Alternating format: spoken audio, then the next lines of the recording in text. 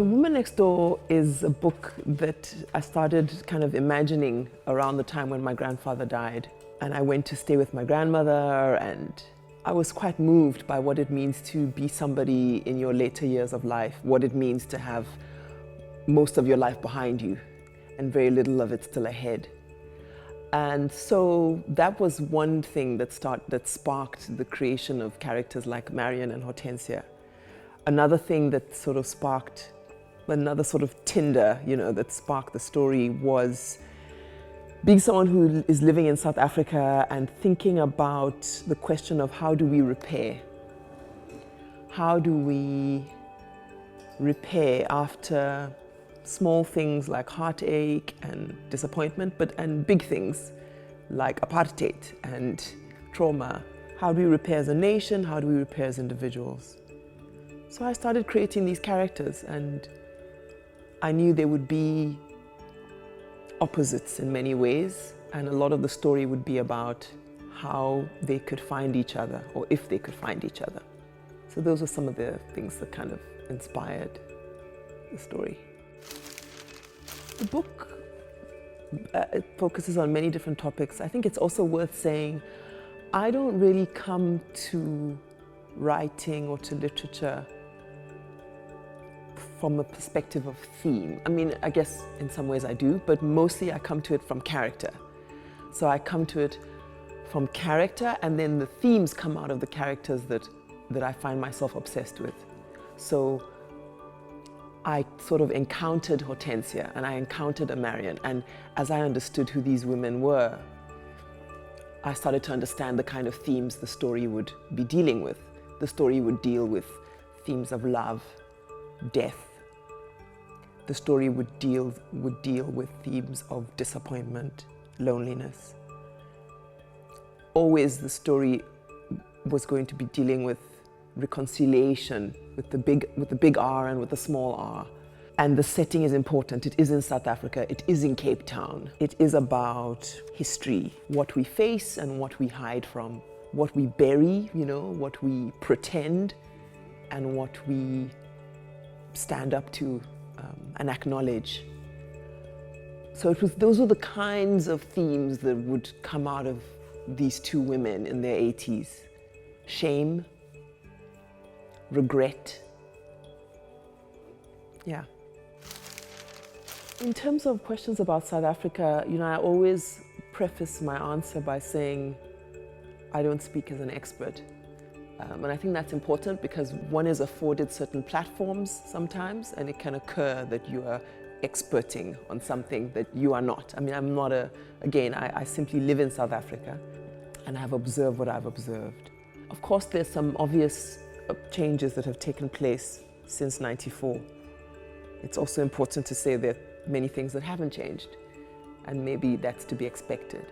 Some of the things that have changed are the things that can be changed with blunt tools, and maybe the things that are harder to change are the things that need a much more refined tools, all the way down to individual sentiments, how we relate to one another, how we navigate difference. Some would argue that when it comes to economic reform, there hasn't been enough change. When it comes to land restitution, there hasn't been enough change. So there's some big things that hopefully still that lie ahead that haven't been addressed. What are my impressions? My impressions are that, particularly in relation to the book I've written, repair is difficult. Healing is difficult. In a way, what you could say happened in South Africa is '94 happened, and the euphoria of this possibility that this could happen, and that took up some years, the euphoria, the joy, the rainbow rhetoric, and then when that fades away, what's left is the work that has to be done for real, deep, and lasting repair. That's harder, it's slower. I would say what's required is an immense amount of generosity or maybe not generosity, maybe what's required is, sorry, the word I was looking for is humility, compassion, courage, strength, power to make the changes that have to be made. Some of those things don't go together with bureaucracy, governmental pace. And the other thing that I think is a huge disadvantage at the moment is corruption. So all of these things are, barriers to real development. Those are my 2 cents. I don't think it's my job to. I think it's dangerous territory if I start trying to do that. It's not useful to me as a writer to try and define my own writing or categorize it. I don't find that useful, so it's not something I do. Yeah, it's always a question I struggle with because I feel as if to name some and leave others out always feels like a betrayal, because I feel deeply impacted by the hundreds of books I've read, over my life so far, even if I don't name them, and so it always feels a little unfair. A writer that is a huge influence, I'm sure, for many, so, but it will never be a cliche to acknowledge her, is Toni Morrison, who is a writer that I started encountering in my teens. I studied her as a teenager because I had a particular project in high school that involved reading. Her work has continued over the years to just be an immense source of guidance and illumination for me as a person, but obviously as a writer as well. There are many, many writers I admire.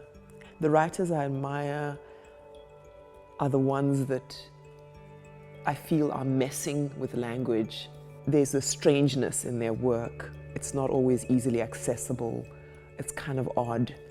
It might not always fit somewhere. I feel really fed, as a writer when I encounter these kinds of authors, because there's courage in what they're doing. They're experimenting, they're pushing.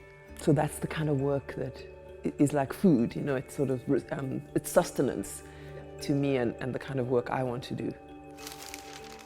Definitely as a writer, one is always a reader, and many writers have said, I was a reader first, before I was writing. So I read as much as I can, and I continue to.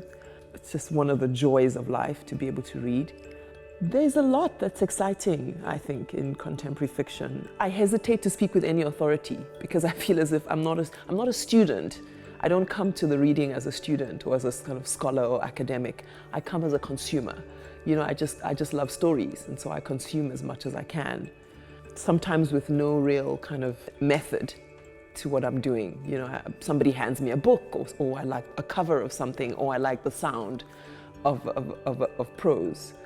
But again, if I were to, writers that come to mind that I find really interesting, somebody like Marie Ndiaye or Sefiata is a writer I really enjoy. There are many writers I consider my own contemporaries, in South Africa. At the moment, I'm reading Irinose Okojie's short story collection, Speak Ganchwa, which I'm loving. She's doing something. She's doing what I guess I'm talking about. She's messing with language and testing something and testing reality, and I'm really enjoying the collection. There are many books on my to read, beside my bed, and they're stacked this high, and I also have a Kindle and they're stacked in there as well. I read for pleasure, and I also read with a sense of duty, and the two somehow go together.